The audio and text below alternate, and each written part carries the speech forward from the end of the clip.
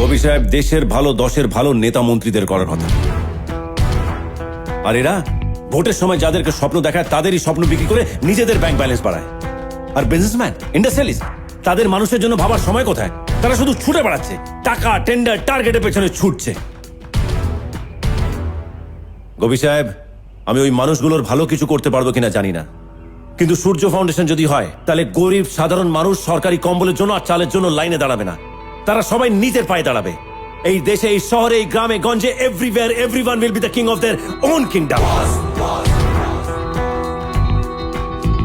কবি সাহেব,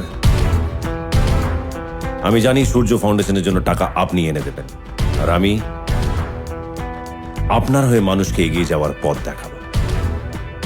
কেন জানেন কবি সাহেব? কেন? বিকজ আই লাভ ইউ কবি সাহেব।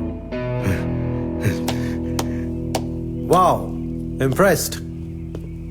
থ্যাংক গড সূর্য ভাই পলিটিক্সে নেই, এই থাকলে তোমাদের ভলেন্টারি রিটায়ারমেন্ট নিয়ে নিতে হতো। এই, আপনি আমাকে চিনবেন না, আমি তো আর সূর্য ভাই না যাকে না চিনলে ইন্ডিয়াতে ভিসা পাওয়া যায় না। এই দারুণ বলেছিস। সূর্য ও হচ্ছে বিদ্যুৎ, বিদ্যুৎ শিভালকর, পলিটিশিয়ান গোপীনাথ শিভালকরের এ পলিটিক্যাল ছেলে। এ দেখেছে কিরকম খোঁচা দিয়ে কথা বলছে। আসলে না, রাজনীতি ওর দু চক্ষের বিষ।